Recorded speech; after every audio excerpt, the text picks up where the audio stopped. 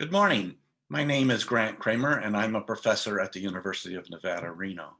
I sit before you in a picture that I've taken along the Rhine River in Germany of the Ham region, wine region in Germany.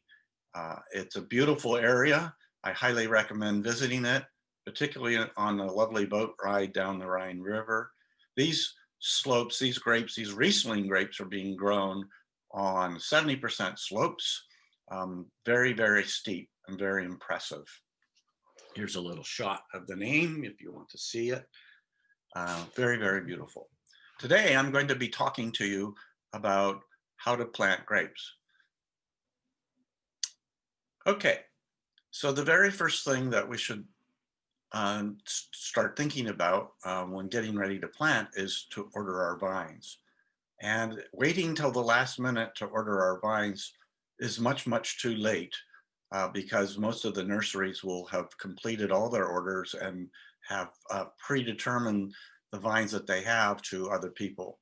So the best time to be ordering is in November so that the vineyards can allocate your share. When you order vines, they typically sell them in bunches of 25. So if you don't need 25 vines, then you need to find somebody else to share that order with you. When you order vines, those vines should be on their own roots, at least in our northern Nevada region, not grafted because of our cold temperatures. And the reason that is that the vines can be damaged by very cold temperatures so that the shoots die completely back to the ground.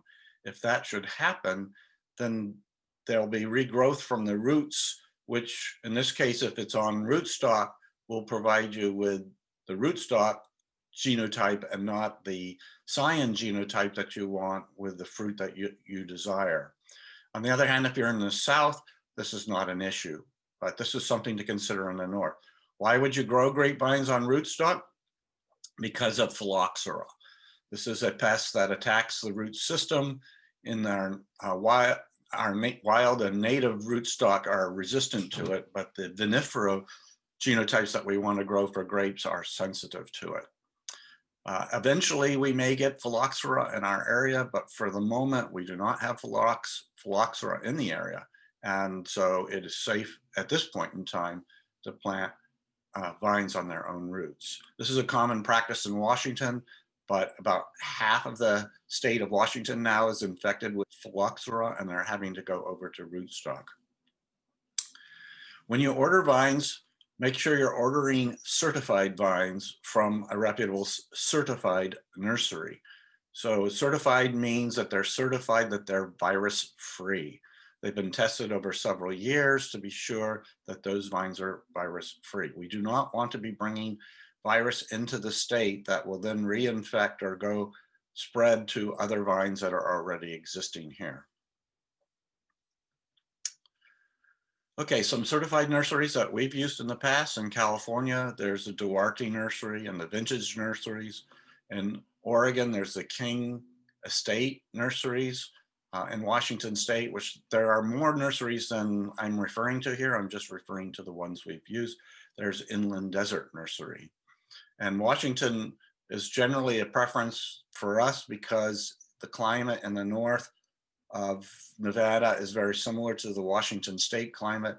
And therefore we rationalize that the vines that they're providing to the Washington State industries is going to be of material that does well in that region and therefore should be doing well in our region as well. Okay, so how do we plant our vines? The first thing is that you're going to receive those vines in a shipment sometime in the spring when you've designated it to your nursery. And those will be shipped in a box that has your vines inside of it wrapped in plastic. And inside that plastic will be the dormant vines with sawdust around those vines to help protect them from drying out. So when you receive them, if you're not going to plant immediately, you need to keep them refrigerated in a cool spot so that they remain dormant. You don't want to leave them too long in those packages because it's going to be moist and moldy conditions, and you don't want your vines to start to get moldy, or you'll have problems.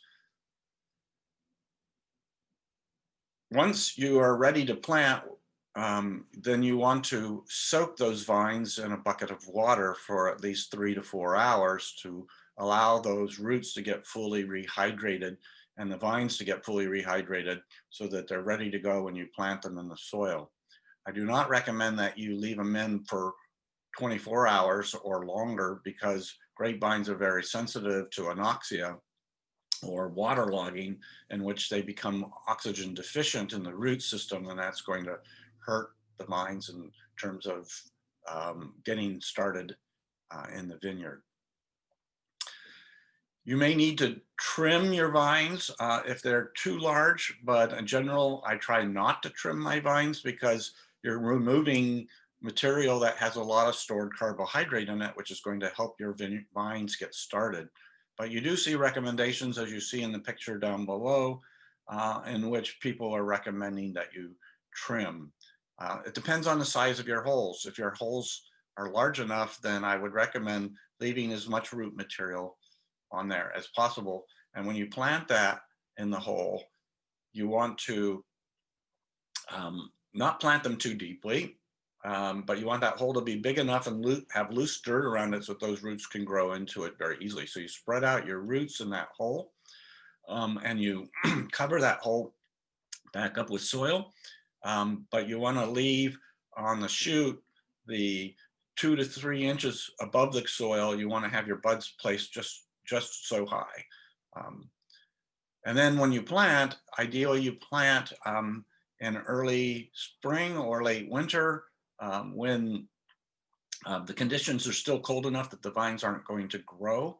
So they're sitting there in cool, dormant conditions, and then they will break bud naturally in the ground as a normal vine would that had already been planted. Now, after planting, you've covered the roots with soil. It's time to water it. I like to make a little shallow depression around the vines so that the water collects near the vines and doesn't roll away from the vines. So you want to be irrigating the vines immediately. Don't over irrigate them. Grapes are easily suffocated if there's too much water and they're waterlogged. They won't get the oxygen that they need. The roots won't, and the vines will suffer. So when you irrigate, you'd like to irrigate deeply, not just shallow, frequent waterings, but deeper waterings with less frequency. But in the beginning, of course, you're going to have to water them fairly frequently, but you're trying to encourage your roots to grow down deeply. And if there's not moisture down deep in the soil, they will not reach out and go for the water. Approximately 15 gallons per week is what we found has been good in our soil and in our climate. And throughout the season, we continually water that probably every couple of days. They don't necessarily need watering every day. Once you get towards the end of the season, that irrigation of regular watering is going to continue to promote vigorous growth, but you don't want a vigorous growth as you're going into fall, because that is going to provide green vegetative tissue that is not conducive to cold tolerance. So you want to harden them off before the late fall, winter is arriving, so that they're more cold tolerant. And you should see the development of woody shoots, which is a sign of hardening off. Okay, now a couple of times I get questions about, well, should we have our trellis in? And yes, ideally, you would like to have your trellis already installed before you're planting your grapes, but it's not absolutely necessary. If for some reason you haven't been able to get your trellis in yet, you can plant that trellis in the next year, but with a little bit more difficulty working around the vines. In terms of dripper placement, if you're irrigating with a drip line, that first year you could put your drippers over the top of your vines.